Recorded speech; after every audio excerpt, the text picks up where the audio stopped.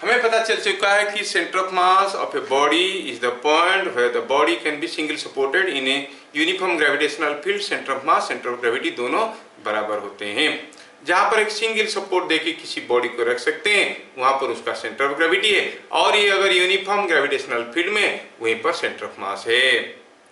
Centre of मास का distance किसी axis से निकालने का फॉर्मूला भी हम लोग देखते हैं और जानते हैं, और कोई भी बता सकता है। कोई अगर ऐसा एक बॉडी है, इस बॉडी का सेंटर ऑफ मास निकालना है तो पहले आप इसका टुकड़ा टुकड़ा करो और ये हर टुकड़ा का डिस्टेंस, सेंटर ऑफ मास का डिस्टेंस देख लो। ये हो गया टुकड़ा m1, ये डिस्टेंस x1। x1 क्या है? Distance of centre of mass of m1 from axis. Similarly x2 निकालो, किसके लिए? m2 के लिए। x3 निकालो m3 के लिए, सबके लिए निकाल दिए। निकालने के बाद distance of centre of mass क्या था? Summation of mi(xi)। ऐसा क्यों लिखेंगे? हम ऐसे लिखेंगे m1 x1 plus m2 x2 plus and so on, ठीक है, divided by summation of m1 plus m2 plus m3। क्या ये सारा फॉर्मूला हम लोग प्रीवियस क्लास नहीं देखे हैं? यस, देखे तो है इन दिस फॉर्मूला। आज इस फॉर्मूला के ऊपर थोड़ा सा काम होगा और न्यूटन फर्स्ट लॉ को हम लोग समझेंगे, ठीक है। चलो, फॉर्मूला सबको याद है। मैं छोटा सा एक क्वेश्चन लेता हूँ फॉर योर अंडरस्टैंडिंग। सपोजिंग हम कहेंगे ये कोई कोऑर्डिनेट एक्सिस है, आपका बुक का ग्राफ पेपर है, ये ग्राफ पेपर है। ग्राफ पेपर में आपने X axis Y axis draw किया और पता चला कि यहाँ पर आपने रख दिया कोई एक छोटा सा मास। चलो मानते हैं कि ये मास है 2 kg। कहाँ पर रखे इसको कोई एक पॉइंट में 3,3, ठीक है। यहाँ पर रख दिया कोई एक दूसरा मास, चलो ये मानते हैं ये 1 kg का है। कहाँ पे रख दिया इसको एट ए पॉइंट -2,0, और यहाँ पे रख दिया कोई एक मास को यहाँ पे। ये कितना मास है? ये हो गया मान लो कि 7 kg। कहाँ पे रख दिया इसको रख दिया किसी एक पॉइंट में। ये डिस्टेंस है 6, नीचे की तरफ है इसलिए -2। अब ये जो 3 मास वाला सिस्टम हुआ, ये तीनों मास वाला सिस्टम का मुझे सेंटर ऑफ मास पता करना है। I want to know where is the center of mass of this। मतलब ग्राफ पेपर में तीनों मास को चिपका दिया गया है। अगर वो ग्राफ पेपर को ऐसे रखेंगे, कहाँ पे सपोर्ट देंगे तो ये इक्विलिब्रियम में रहेगा। जहां पे सपोर्ट देने से इक्विलिब्रियम में रहेगा वही है सेंटर ऑफ मास। तो उस पॉइंट का कोऑर्डिनेट क्या है? क्या बात समझ में आ रहा है? अच्छा, इधर थोड़ा हैवी मास है तो कहीं इधर ही तो कहीं होगा, इसके पास तो नहीं होगा। 1 kg ये छोटा सा मास है, फिर भी चलो निकाल के देखते हैं। ध्यान से देखना बेटा, सिंपल है। आपको डायरेक्ट क्वेश्चन कोई नहीं पूछेंगे, लेकिन आप नहीं समझोगे तो मैं क्या करूं, आगे का चीज समझाने में मुझे दिक्कत होगा।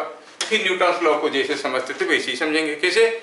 रखा है धक्का नहीं दोगे तो नहीं चलेगा। कौन बोले थे? न्यूटन, जो कि हर कोई को मालूम है। तो न्यूटन लॉ को बढ़िया से समझने के लिए मुझे ये चीज समझना है। Find centre of mass of system.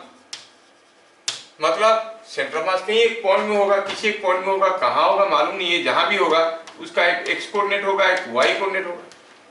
हमें एक्स कोऑर्डिनेट पता करना है, वाई कोऑर्डिनेट पता करना है। X, it is x coordinate of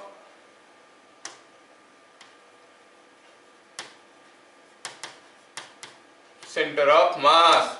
formula कहता है m1 x1 m2 x2 m3 x3 bye m1, क्योंकि 3 मास है। चलो थोड़ा देखते हैं कि यहाँ पर m1 क्या है, उसका x1 क्या है, उसका y1 क्या है, m2 क्या है, उसका x2 क्या है, उसका y2 क्या है। चलिए थोड़ा देखते हैं। m1 चलो मानते हैं कि m1 है 2 kg, m1 क्या है 2 kg, m2 है 1 kg, m3 है ये 7 kg। अच्छा m1 के लिए x1 क्या है 3, यहाँ से कितना दूरी पे है, what is the distance of m1 from here, you से दिस डिस्टेंस इज 3, क्योंकि कोऑर्डिनेट दिया है 3 x1 हो गया 3, y1 कितना है, ये कहोगे y1 भी तो 3 है सर। अच्छा m2 कौन है भाई, ये 1 kg, 1 kg का डिस्टेंस यहाँ से कितना है, इट इज द डिस्प्लेसमेंट, कितना है ये -2 दिया है, तो हम कहेंगे ये -2। समझ में आया। m2 के लिए y2 कितना है, ये y एक्सिस ये x एक्सिस से कितना दूर पे है, y कोऑर्डिनेट कितना है 0। m3 के लिए x3 क्या है, x3 इज बताओ आप 6, y3 कितना होगा -2। इसमें तो कोई दिक्कत नहीं हुआ होगा, आई होप। क्या सबको ये चीजें समझ में आया? Yes, sir. देखो फिर मैं सीधा सीधा निकाल दिया, m1 2 into x1 2 into 3 plus 1 into कितना था -2 प्लस 7 इंटू सॉरी ये कितना था 7 kg, 7 into 6 by summation of masses 2 kg 1 kg 7 kg, कितना हो गया, इट इज 6, ये -2 ये 42, सो इज 46 बाई 10 इज 4.6, ये हो गया x कोऑर्डिनेट। क्या आप लोग अब सीधे y कोऑर्डिनेट बता सकते हो? यस, क्या है ये y कोऑर्डिनेट ऑफ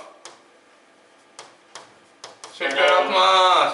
अब हम स्मार्ट है, पूरा सीधे बोलेंगे, क्या 2 इंटू 3 6, 1 इंटू 0 0, 7 इंटू -2 14, 6 -14 हो गया, 6 -14 हो गया -8 bye 1 + 2 + 7 is 2 + 1 + 7 is 10, it is -0.8।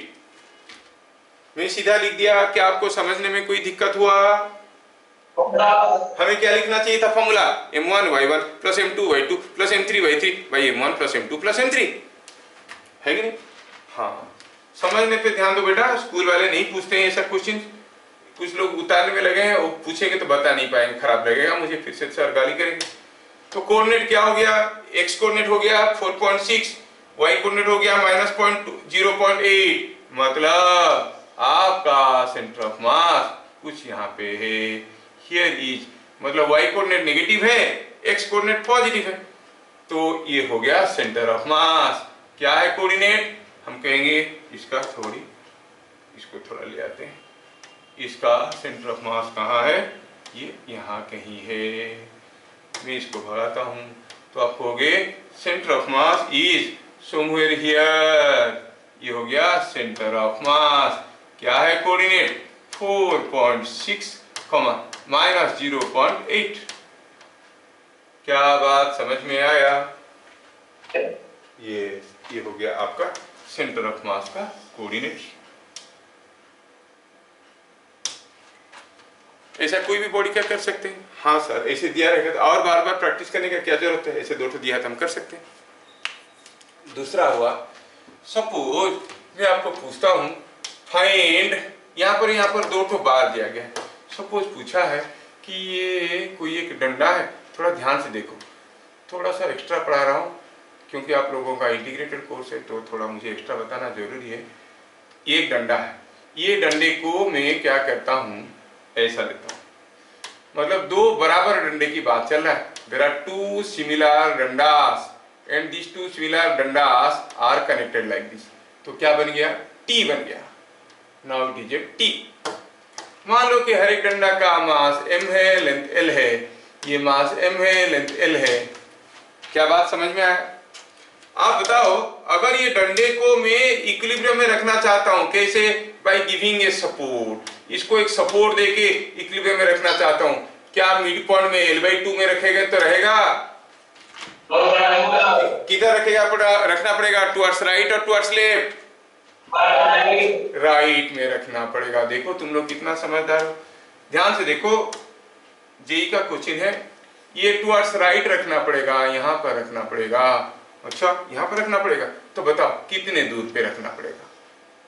At what distance from here you should keep the डंडा to keep the system in equilibrium? ये पूछा है कितना दूर पे डंडा सपोर्ट देंगे तो डंडा इक्विलिब्रियम में रहेगा।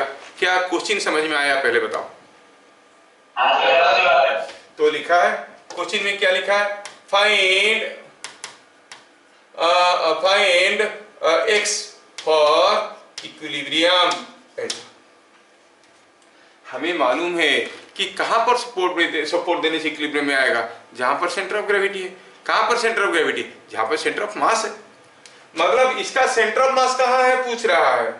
पूछा ये है क्वेश्चन में कि what is the distance of centre of mass, what is the distance of centre of mass from here, है कि नहीं? यही तो निकालना है। जिस पॉइंट में हमें सपोर्ट देना है वो पॉइंट क्या है? ये मतलब ये पॉइंट का डिस्टेंस यहां से कितना है, मतलब हमें डिस्टेंस ऑफ सेंटर ऑफ मास पूछा है। क्लियर? तो क्या लिखेंगे सॉल्यूशन में लिखेंगे x is distance of centre of mass of system. यही तो पूछा है, इसी को हम कहते हैं x। और x निकालने का तरीका भी हमें आता है। तो चलो ये वाला पहला वाला रॉड का नाम देते हैं 1, इसका नाम देते हैं 2। m1 मास कितना है? m। m2 ये भी तो है m। अब मुझे क्या चाहिए? फॉर्मूला चाहिए। कौन सा? m1 x1 plus m2 x2 by m1 plus m2। चाहिए ना? यस। m1 तो मालूम है। क्या कोई मुझे बताएगा x1 क्या था बाय डेफिनेशन? x1 था distance of centre of mass of m1 from the axis. यहां से, हाँ सिस्टम, ये कहां से? फ्रॉम AB, यहां से ये लाइन से, तो हमें यहां से डिस्टेंस चाहिए। तो m1 का सेंटर ऑफ मास यहां पे होता है, बीच में होगा। इसका डिस्टेंस यहां से L/2 होगा। समझ में आया? m2 कौन? m2 है ये। इसका सेंटर ऑफ मास कहां है? यहां है। इसका सेंटर ऑफ मास यहां से कितना दूर पे होगा? L। तो आपको हो गया x2 हो गया L। क्या बात समझ में आया? m1 into x1 is distance of center of mass of m1 from this line, x2 is distance of center of mass of L2 from this line। डालें वैल्यू, ये आया m L/2 plus m L divided by 2m m plus m, तो हो गया 3mL/2 हो गया 3mL/4m। m को खा गया, क्या दिया है? 3L/4। मतलब यहां से 3L/4 डिस्टेंस में सपोर्ट देंगे तो ये इक्विलिब्रियम में रहेगा। क्या बातें समझ में आया? ये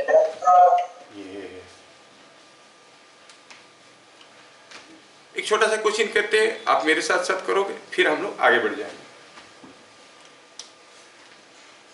सपोज हम कहेंगे हमारे पास डंडे लगे हैं ढेर सारे। ये एक डंडा है और ये है दूसरा जो कि ऐसा है, देख लो ऐसा। They are thin bars. तीसरा डंडा है कौन? ये वाला, ये लगा है ऐसा। 3 डंडे को मैं कनेक्ट किया और पूछा है ये तीनों डंडे का मास m लेंथ L है। इसका भी मास m लेंथ L, इसका भी मास m लेंथ L, इसका भी मास m लेंथ L। अब पूछा है कि ये जो अरेंजमेंट है, इस अरेंजमेंट का डिस्टेंस सेंटर ऑफ मास का डिस्टेंस फ्रॉम हियर कितना होगा, ये है question. Question is what is the distance of centre of mass from A B. देखो भाई, कोई नहीं पूछने वाला है आपको, एटलीस्ट बोर्ड लेवल में, लेकिन सीखोगे तो मैं आगे की डिफिकल्ट चीजें आपको समझा पाऊंगा, नहीं सीखोगे तो समझा नहीं पाऊंगा। तो क्या आप ये तीन डंडा सिस्टम का सेंटर ऑफ मास का डिस्टेंस ए बी से निकाल सकते हो? Yes sir. तो पहले आप इसको नेमिंग कर दो ना, ये डंडा नंबर 1, डंडा नंबर 2, डंडा नंबर 3, ठीक है। M1, X1, M2, X2, M3, X3। Find distance of centre of mass of system from A B, ठीक है। पहले मुझे कुछ ऐसा लिखना होगा, M1, M2, M3 and X1, X2, X3, और लिखने के बाद distance of centre of mass is M1, X1 plus M2, X2 plus M3, X3 whole divided by M1 plus M2 plus M3 करेंगे। निकालो आप, you can do, I will wait for you. 1 minute का time दिया गया and your time starts now.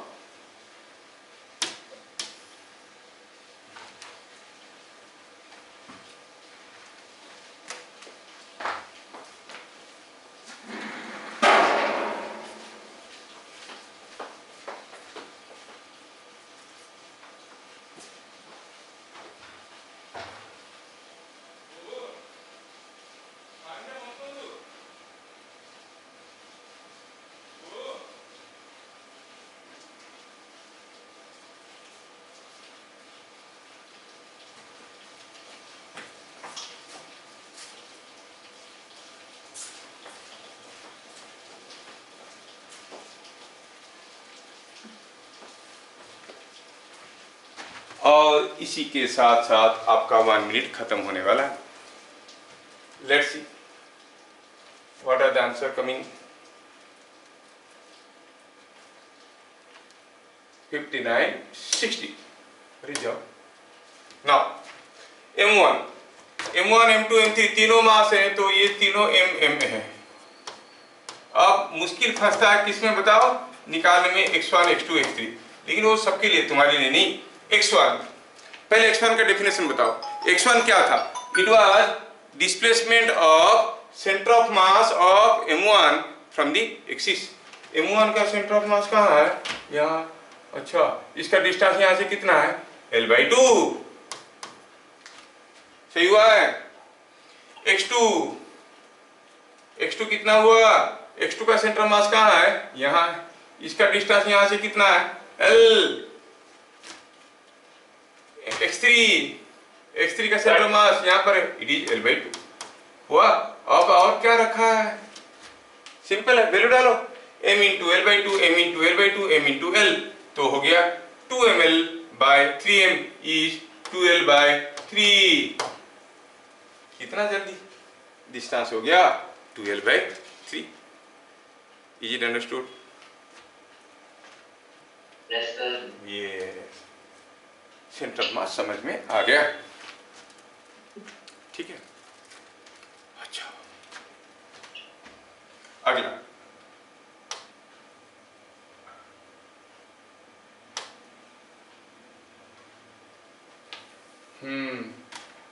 तो अब देखेंगे displacement of centre of mass. Displacement of centre of मास, ठीक है। देखो, कोई एक सिस्टम में अगर हम कहेंगे ये कोई एक मास है M1, ये कोई एक मास है M2, ये कोई एक मास है M3, ऐसे करके अगर मासेस पड़े हैं, सपोज हम कहेंगे ये मास यहाँ से X1 डिस्टेंस पे है, ये X2 पे है, और ये X2 था, ये X3 पे है और ये X2 पे है, तो आपको सेंटर मास का डिस्टेंस निकालना आता है, वो तो सबको आता है, कोई नई चीज नहीं है। बट अगर सपोज हम कहेंगे कि सेंटर ऑफ मास, ये जो मास है ये इधर को सरक गया dx1, ये इधर को सरक गया dx2, ये इधर को सरक गया dx3, अलग अलग। तो ऑब्वियस है कि सेंटर ऑफ मास जहां था पहले वो भी सरक जाएगा। अगर ये तीनों हट जाएंगे, आगे चले जाएंगे थोड़ा थोड़ा करके, ये 10 सेंटीमीटर गया, ये 5 सेंटीमीटर गया, ये 12 सेंटीमीटर गया, अलग अलग है, तो सेंटर ऑफ मास भी कुछ दूर जाएगा। कितना जाएगा? Displacement of centre of mass. Simple है, displacement of centre of mass क्या हो जाएगा? आप कहोगे कि सेंटर ऑफ मास मान लो कि पहले वो यहां पर था और वो सेंटर ऑफ मास यहां पर चला गया। हम जानना चाहते हैं dx of centre of mass. Displacement of centre of मास कैसे निकलता है? वही फॉर्मूला है। क्या फॉर्मूला? m1 dx1 वेक्टर है plus m2 dx2 plus m3 dx3, ऐसा होता है। होल डिवाइडेड बाय, थोड़ा मैं यहां से इसको ढंग से लिखता हूं, डिस्प्लेसमेंट ऑफ सेंटर ऑफ मास यहां पे लिखूंगा, यहां पे लिखूंगा, जगह बनेगा हमारा। यस, क्योंकि बुक में इतना डीपली तुम लोगों को बताया नहीं है, जिसको हम dx से कह रहे हैं। तो displacement of centre of mass क्या हो जाएगा?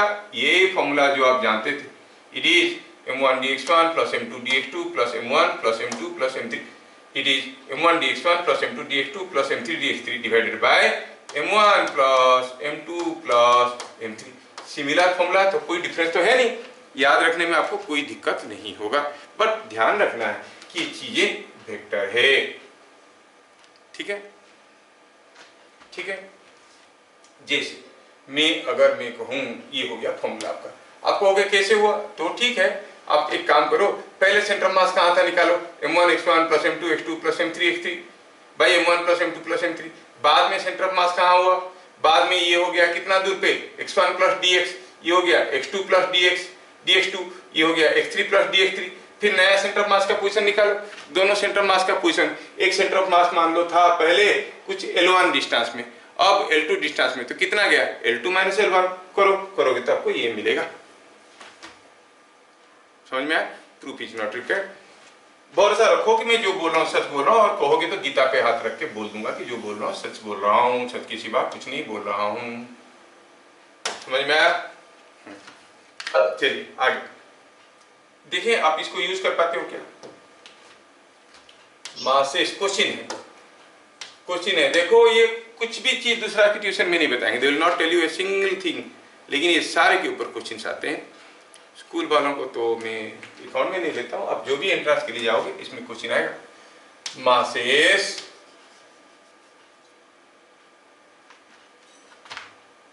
1 kg,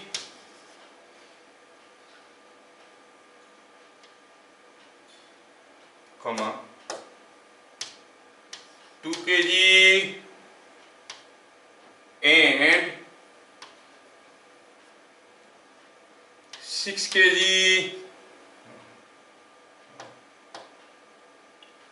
चलो 7 kg are on x-axis,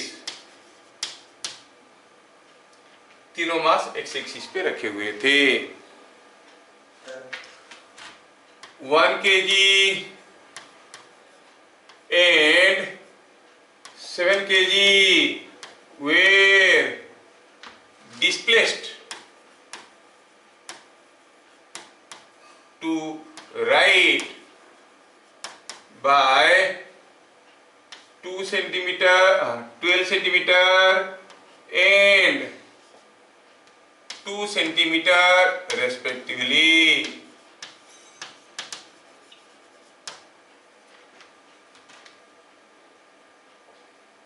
Two kg was displaced to left by 5 centimeter. Find displacement of center of mass. कितना सिंपल है, पढ़ने वाले को डर लगेगा कितना बड़ा क्वेश्चन है, लेकिन करने वाले को तो बहुत आसान है। हर चीज को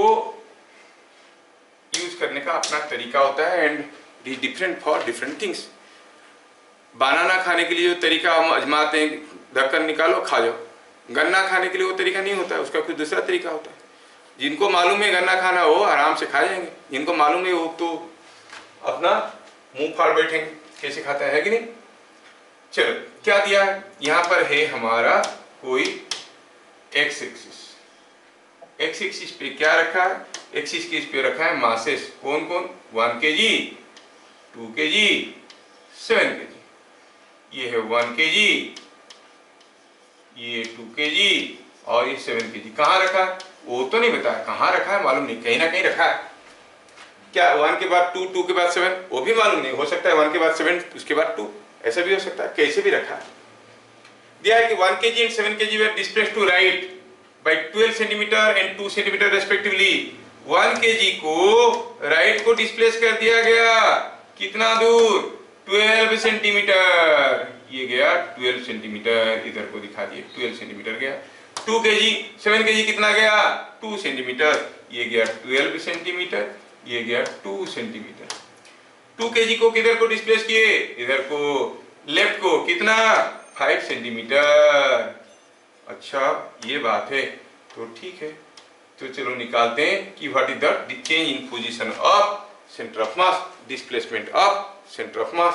कुछ नहीं है भाई, सारा कुछ सिंपल है। सॉल्यूशन देखो और आप फॉर्मूला लगाओगे। M1 लेते हैं 1 kg, M2 लेते हैं 2 kg, M3 लेते हैं 7 kg। dx1 हम जानते हैं कि वेक्टर है, इधर को गया 12, क्या मैं इसको 12 आई कैप लिख सकता हूँ, हाँ लिख सकता हूँ। 2 kg का dx2 कोई बताएगा क्या लिखेंगे, इधर को है 5 सेंटीमीटर, मतलब -5 आई कैप।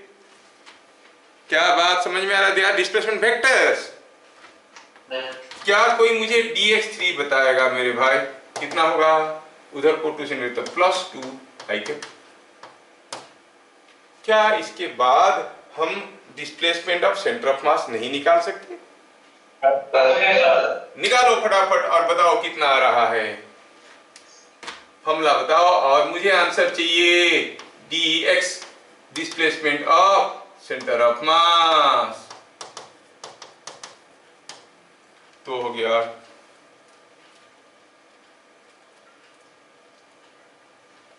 क्या ये 1.6 आई कैप आ रहा है सेंटीमीटर।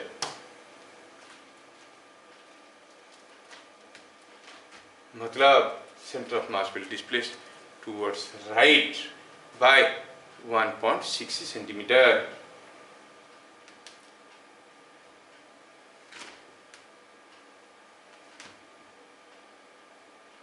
बढ़िया,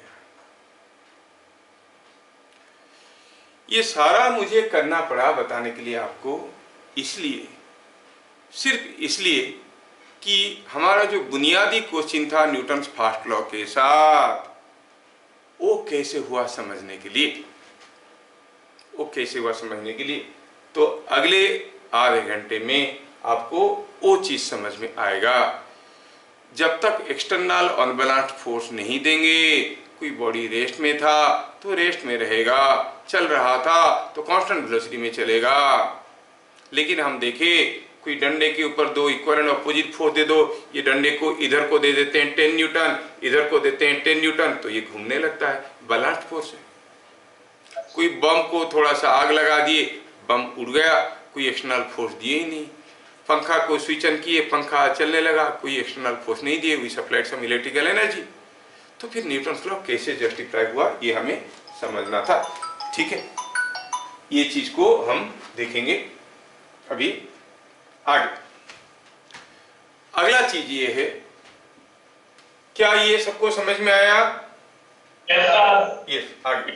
अब कोई जरूरी है क्या, कोई जरूरी है क्या कि मासेस को डिस्प्लेस करेंगे तो सेंटर ऑफ मास डिस्प्लेस होगा? सोचो तो, मासेस को डिस्प्लेस करेंगे सेंटर ऑफ मास डिस्प्लेस होगा, कोई जरूरी है क्या? मान लो कि मैं मासेस को ऐसा डिस्प्लेस किया, इसको थोड़ा इधर कर लिया, इसको थोड़ा इधर कर लिया, इसको थोड़ा इधर ले आया, तो सेंटर ऑफ मास जहां था वहीं रहेगा। ऐसे भी हो सकता है। समझ में आया क्या? तो सेंटर मास जहां था वहीं रह जाएगा, तो फिर आप कहोगे कि displacement of centre of mass क्या हो जाएगा, 0। अगर मासेस इधर उधर को मूव किए, जैसे मान लो ये पेन है, मैं पेन को इक्विलिब्रियम में रखा हूं, ठीक है। मैं यहाँ पर मान लो कि यहाँ पर कोई 5 रुपया का कॉइन है और यहाँ पर कोई 8 आना 1 रुपया वाला कॉइन, दोनों का वेट अलग अलग। मान लो 4 आना रखे हो, 4 आना देखो पहले मिलता था छोटा, तुम लोग देखे नहीं होगे यार, मर गया मैं। 4 आना कभी देखे हो तुम लोग? 25 पैसा वाला coin, have you ever seen? हाँ चलो, तुम लोग पैदा हो गए थे, इसका मतलब हम लोग के जमाने में, हमारा जमाने में तो 1 पैसा था, 2 पैसा था, वो नहीं देखे होगे तुम लोग, नहीं।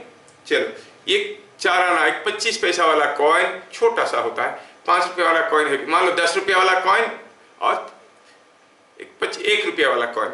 चलो 10 रुपये वाला कॉइन मोटा होता है, हैवी होता है, इधर रखे हैं और इधर 1 रुपीस वाला रखे हैं, और मुझे सपोर्ट दे के इसको इक्विलिब्रियम में रखना है, तो मेरा सपोर्ट पॉइंट 10 रुपया के पास रहेगा कि 1 रुपया के पास रहेगा?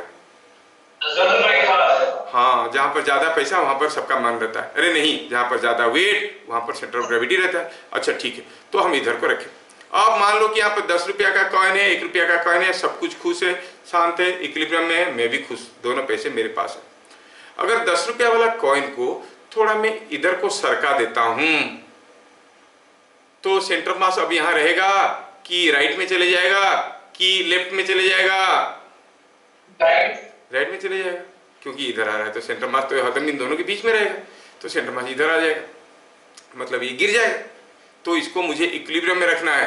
तो 10 रुपया वाला कॉइन को मैं इधर थोड़ा सरका दिया, ध्यान से देखो, बार बार लंबी चीजों को नहीं बोलते।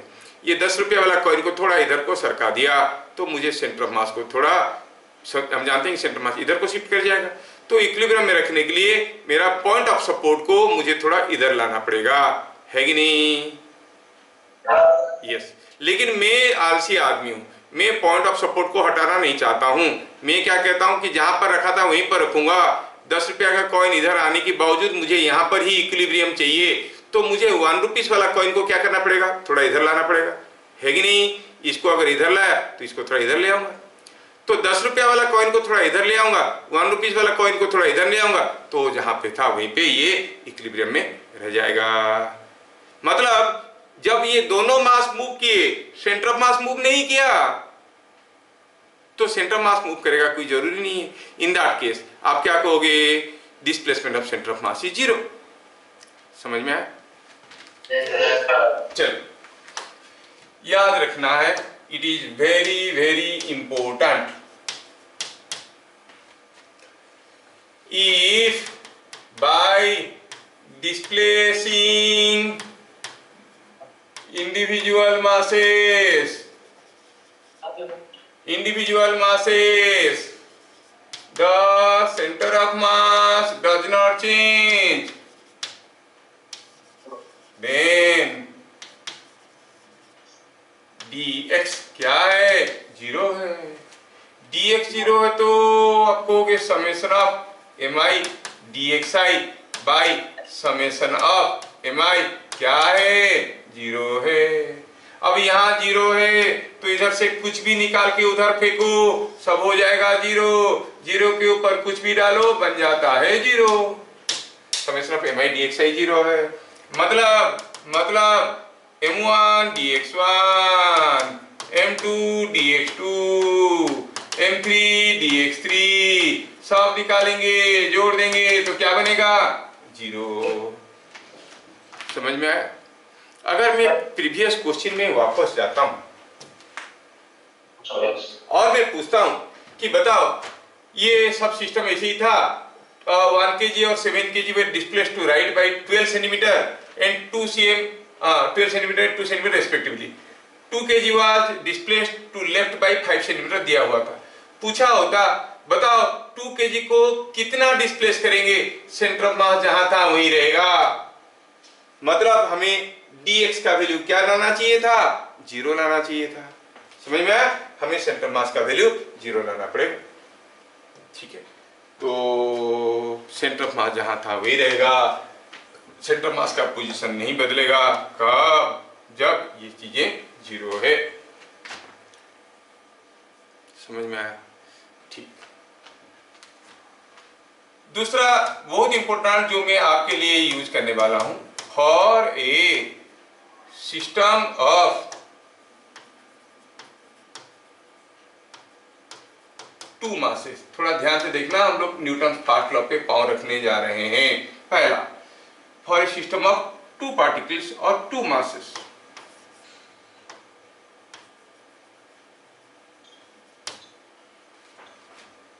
मान लो कि यहां पर मास m1 है, ठीक है, और पता चला कि ये m1 मास यहां पर है, ये m2 मास यहां पर है। मैंने m1 मास को मूव करवाया ऐसे, कितना, L1। मैं चाहता हूं कि इन दोनों का सेंटर ऑफ मास जहां था वहीं रहे, सेंटर ऑफ मास जहां था वहीं रहे। ध्यान से सुनो मेरी बात, इन दोनों का सेंटर ऑफ मास कहीं ना कहीं था। मैं m1 को मूव करवा दिया L1।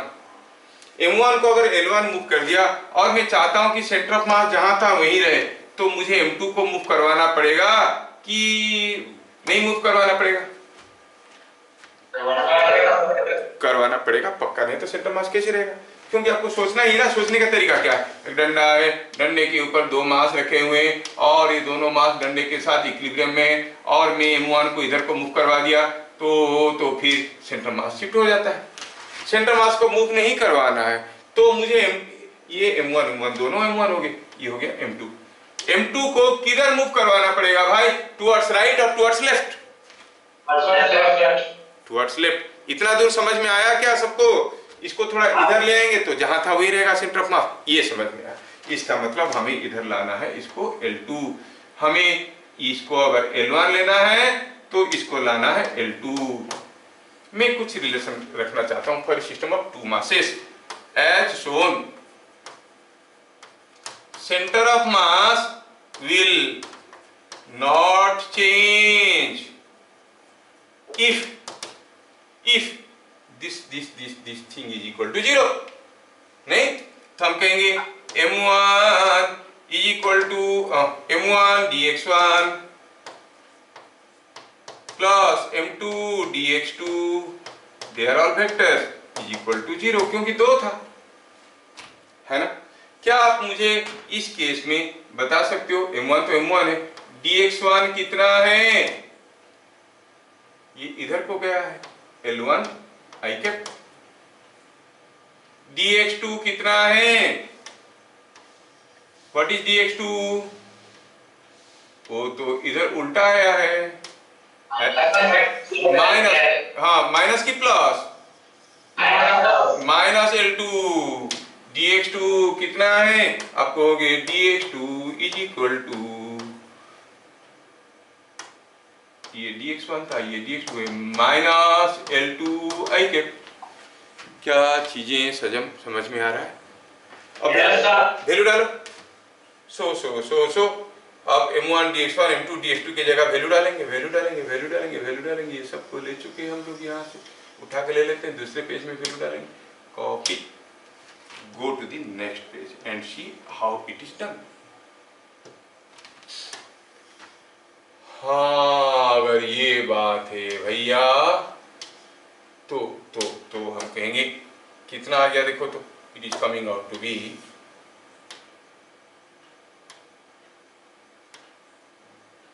m1 तो m1 है, dx1 की जगह L1, m2 तो m2 है, dx2 की जगह minus L2, that is equal to 0।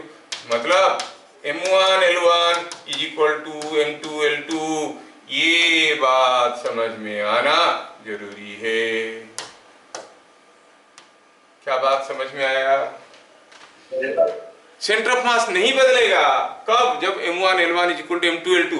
इसको पूरा डाल दो, कैल्शियम जैसे रहता है हड्डी में, ऐसे ही रहेगा ये दिमाग में, पूरा काम में लगेगा हर जगह। कहने का मतलब है, अगर मैं बस आपको समझ में आया कि नहीं आया जानने के लिए बोलता हूं कि मान लो कि यहाँ पर कोई एक 5 केजी का मास रखा है, इधर कहीं एक 10 केजी का मास रखा है, दो मास है, इसको मैं इधर को सरका दिया, कितना? 6 सेंटीमीटर। बताओ इसको इधर को कितना सरकाऊंगा कि सेंटर मास जहां था वही रहेगा?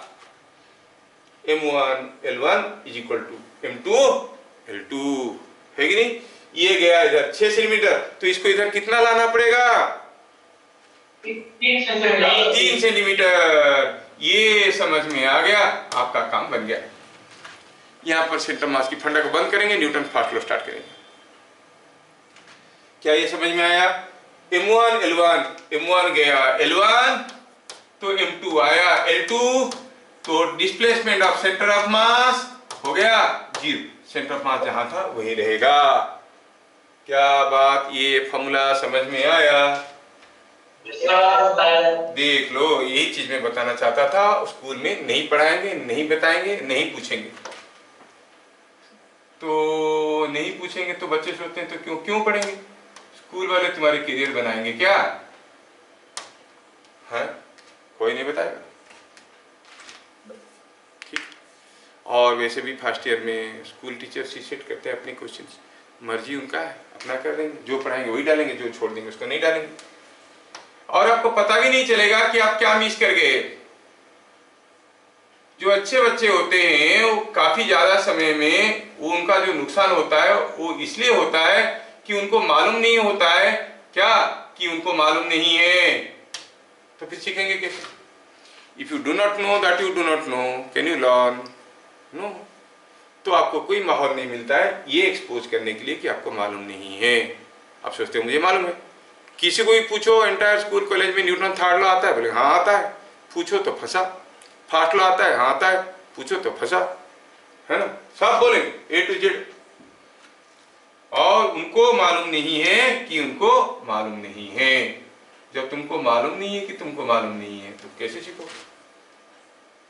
और जैसे मालूम चला तुरंत सीख गए। तुम्हारे ड्रेस में कुछ गंदगी लग गया है, जाला लग गया है, तुमको मालूम नहीं है कि लगा है, क्या तुम झाड़ोगे? नहीं। जब कोई उसके ऊपर लाइट डालेगा, अरे इधर कुछ लगा है, तो तुरंत फुड़ुक खत्म काम। मेहनती काम नहीं है, बस पता करना है कि हुआ क्या है, न्यूटन क्या बोले हैं, हमें समझना है। एक बार समझ लो काम बन गया। तो मेरे हिसाब से आपको ये फॉर्मूला अभी समझ में आ गया, ठीक है? अब बढ़ते हैं न्यूटन फास्ट लॉ के बारे में। क्या कहता है ये फास्ट लॉ? सारे इसके ऊपर इतने सारे चीज बोल दी। क्या है ये fast law? Newton fast law. क्योंकि स्मार्ट चीजें पढ़ रहे हैं तो स्मार्टली लिखेंगे। NFL समझ में आया? न्यूटन फास्ट लॉ क्या है? न्यूटन लॉ का सबसे बड़ा लिमिटेशन क्या है? न्यूटन लॉ का सबसे बड़ा लिमिटेशन वो किसके लिए अप्लाई है? किसके लिए अप्लाई है? It is applied only for point masses. ध्यान रहे, न्यूटन लॉ जो बॉडी के बारे में कह रहा है वो आपके बुक में लिखा है। You go to your class 9 book, it is clearly mention for point masses. लेकिन उस पॉइंट को कभी हाईलाइट नहीं किया गया, तो लोगों को समझ में नहीं आया। पॉइंट मासेस मतलब जो मास के बारे में बात चल रहा है उसका size must be very small, ठीक है? तो न्यूटन लॉ का सबसे बड़ा लिमिटेशन है। तो पहला याद रखना है, Newton laws are applicable for point masses. Point mass मतलब एक मास जिसका साइज काफी छोटा, मास कितना भी हो फर्क नहीं पड़ता, लेकिन बहुत छोटा है, ठीक है? और हम जानते हैं कि कोई एक बॉडी का सारा मास जहां पर कंसेंट्रेटेड मिलेगा उस पॉइंट में हम कहेंगे वही पॉइंट मास है। Means it is talking about the centre of mass of the body. समझ में आया? न्यूटन्स लॉज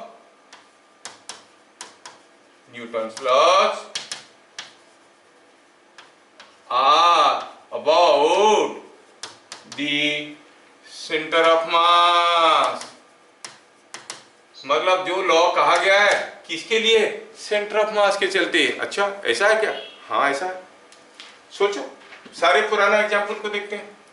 मेरे पास कोई एक डंडा रखा था, जब तक अनबैलेंस्ड फोर्स नहीं देंगे नहीं चलेगा, रेस्ट में रहेगा। लेकिन मैं बैलेंस्ड फोर्स दे दिया।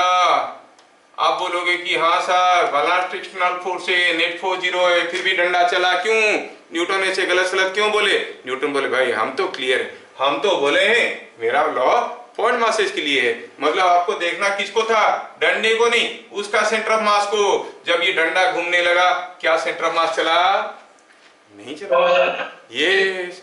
जब पंखा को आप इलेक्ट्रिकल एनर्जी दिए, पंखा चलने लगा, तो क्या उसका सेंटर ऑफ मास चला? नहीं।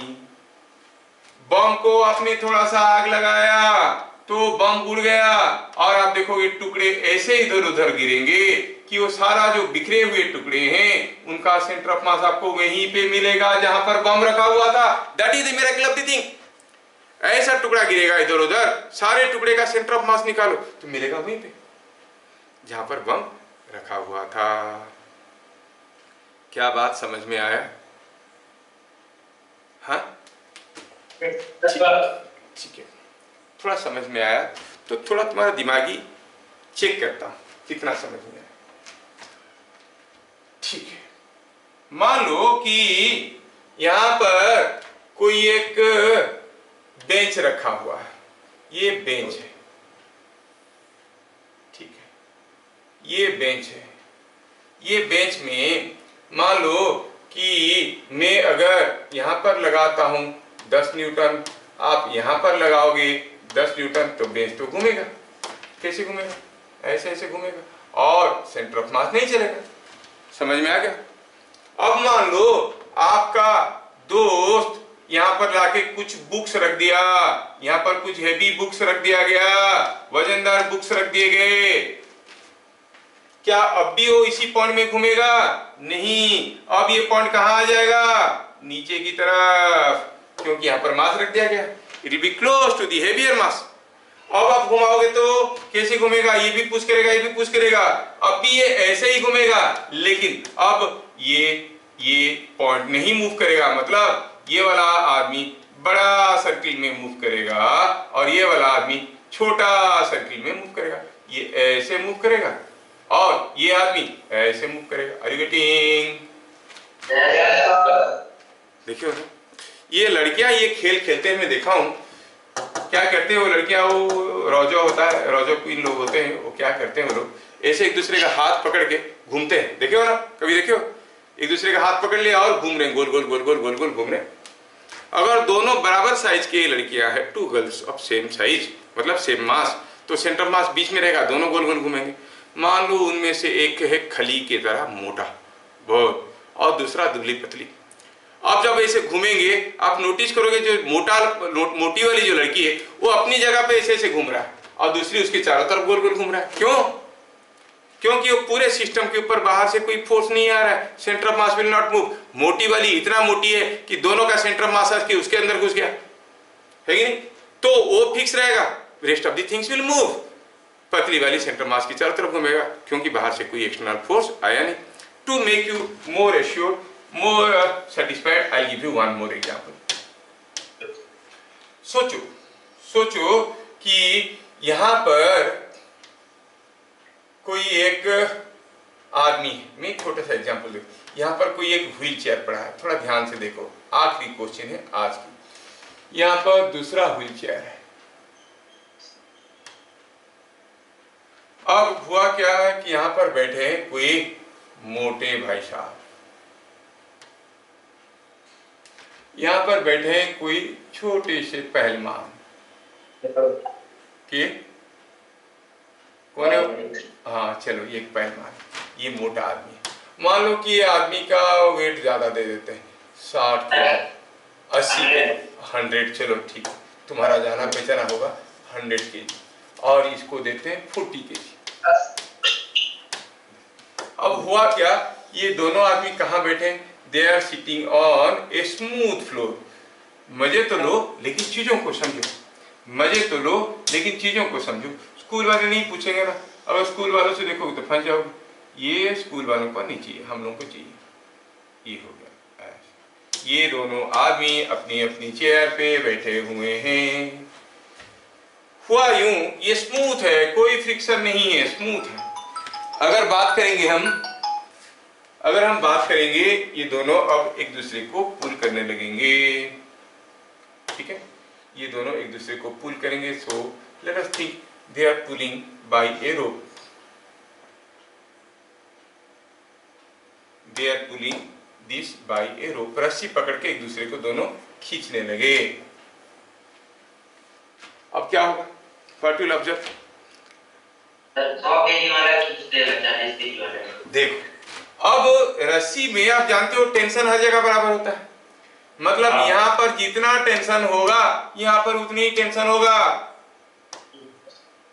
है ना।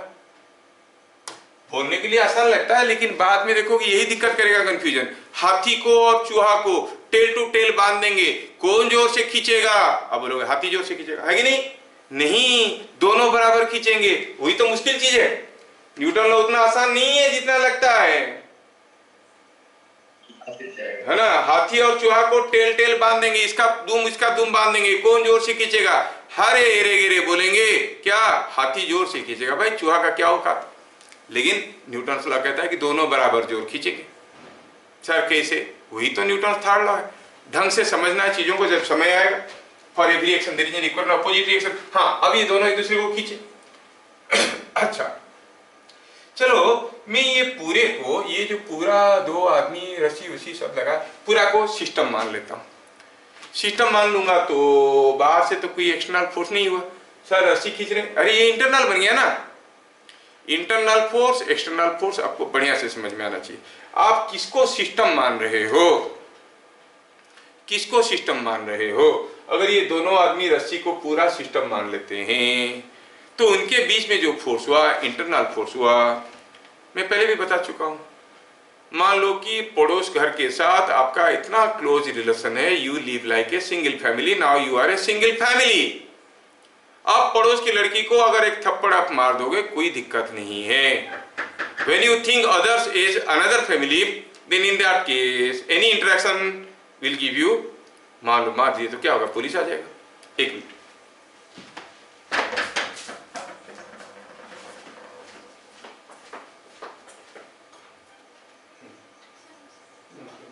क्लास चल रही है, वो वेट करो, लाइट लगेगी तो 25 मिनट है, बस प्लीज ठीक है। आओ 15 मिनट 10 मिनट बस please.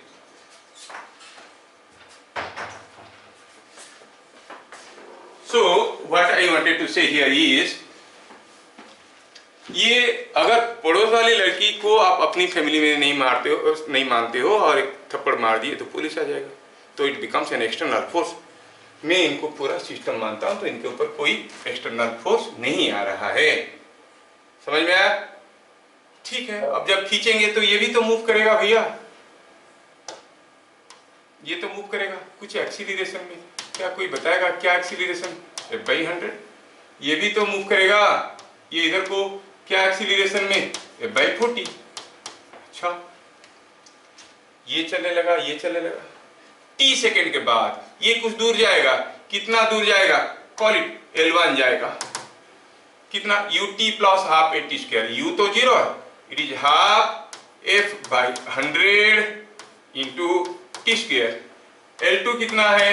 Half F/40 t square. Are you getting? अच्छा, थोड़ा ध्यान से देखो तो, what is M1 L1? M1 कितना है? 100 इंटू दिस, क्या हो गया? इट इज F(t²/2) हुआ ना। What is M2 L2? M2 क्या है? 40, मल्टीप्लाई करो तो क्या हो गया? F(t²/2). क्या मिला? M1 L1 is equal to M2 L2। मिला कि नहीं मिला? इसका मतलब क्या हुआ? ये भी मूव कर रहा है, ये भी मूव कर रहा है। क्या सेंटर ऑफ मास मूव कर रहा है? नहीं। इसीलिए न्यूटन लॉ कहता है कि जब तक एक्सटर्नल फोर्स नहीं दोगे भैया तब तक सेंटर ऑफ मास मूव नहीं करेगा। हम लोग वो चीज को भूल गए। As long as no external force is applied on a system of masses, the center of mass will not move. देखो ये भी मूव कर रहा है, ये भी मूव कर रहा है, सेंटर ऑफ मास मूव नहीं कर रहा है। ये है न्यूटन्स फर्स्ट लॉ। समझ में आया क्या? जब तक एक्सटर्नल फोर्स नहीं देंगे सेंटर ऑफ मास मूव नहीं करेगा। तो इसका कंक्लूजन क्या हुआ? Centre of mass is not moving. क्या ये एग्जाम्पल में आपको समझा आ पाया? ठीक है,